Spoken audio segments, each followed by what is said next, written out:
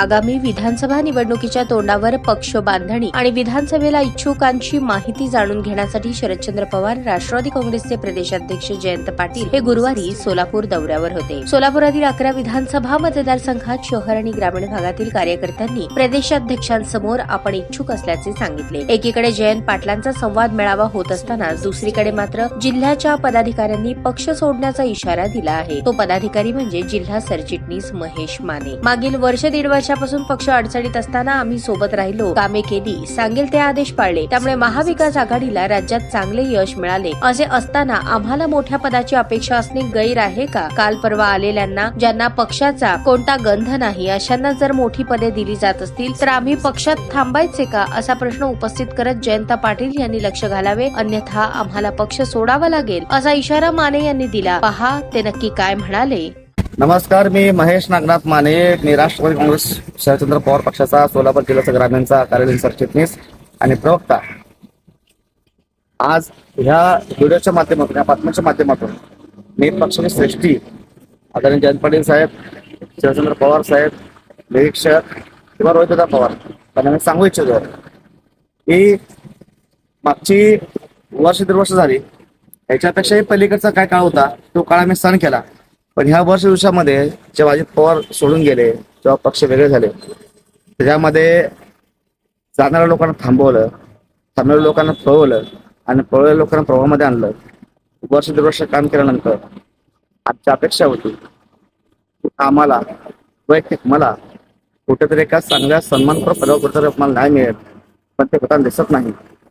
मी जयंतराव पाटील साहेब म्हणा, शरदचंद्र पवार साहेब म्हणा किंवा रोहितदादा म्हणा, या प्रत्येकांना समक्ष कित्येक वेळा बोलतो।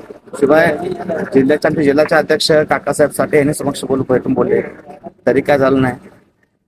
5-6 महिन्यापूर्वी प्रवेश केलेल्या लोकांनी, ज्या लोकांना कुठलीही संघटनेची पार्श्वभूमी नाही, ती लोक म्हणा, किंवा ज्या लोकांना पक्ष काय कळतच नाही, बालिश बुद्धीच्या लोकांना जिल्ह्याच्या 2 नंबरच्या पदावर हे लोक बसवतात आणि त्या लोकांकडून आम्हाला आदेश मिळतोय। 6 महिने, वर्ष, दीड वर्ष केलेल्या कामाची पोचपावती अशी असते का, हा प्रश्न आज दौरा असताना प्रकाश आम्हाला विचारायचा आहे मला। शिवाय ज्या माणसाला त्यांनी निरीक्षक म्हणून नेमलंय, त्या आमच्या शेखर माने साहेबांनी वारंवार पत्रव्यवहार करून देखील जर आमच्या मागणीला, आमच्या शब्दाला जर न्याय मिळत नसेल तर आम्ही इथं का थांबावं? आणि आज निष्ठावंताचा मेळावा त्यांनी घेतलाय, तर हीच निष्ठावंतांना न्याय आहे का? आज निष्ठावंतांना न्याय मिळतो का, हा प्रश्न आहे। येत्या 2-4 दिवसामध्ये आम्ही काहीतरी वेगळा निर्णय घेऊ आणि हा निर्णयाचा फटका पक्षाला बसावा अशी आमची कोणतीही अपेक्षा नाही, किंवा पक्षानं आमच्याशी काय दखल आम्हाला लगेच काय आम्हाला असं काय वेगळ्या बाबून द्यावं अशी काय अपेक्षा नाही। पण आमची माफक एवढीच अपेक्षा आहे, आम्ही वर्ष दीड वर्ष पक्ष फुटल्यानंतर देखील सत्तेच्या मागे जाऊन सत्तेचे आम्ही पंचपक्वान्न न खाता आम्ही विरोधामध्ये राहून पक्षाची उमेदवारी आम्ही पसंत केला। आम्ही प्रसंगी पोटाला मारून पक्षाचं काम केलं। जर आमच्या निष्ठाशी जर नाही मिळणार असेल आम्हाला, तर आम्ही थांबू शकत नाही। या व्हिडिओच्या माध्यमातून आदरणीय प्रांताचे अध्यक्ष साहेबांना, सोलापूर जिल्ह्याचे निरीक्षक साहेबांना आणि जिल्हाधिकारी साहेबांना आम्ही विनंती करतोय की हे प्रकार सगळे थांबवा, अन्यथा जे निर्णय आपण घेतलात त्या निर्णयाचे परिणाम आपल्या सहित पक्षाला, ग्रामीण जिल्ह्याला आणि शेवटी मला पण भोगावे लागतील। एवढी विनंती करतोय, थांबतोय। धन्यवाद।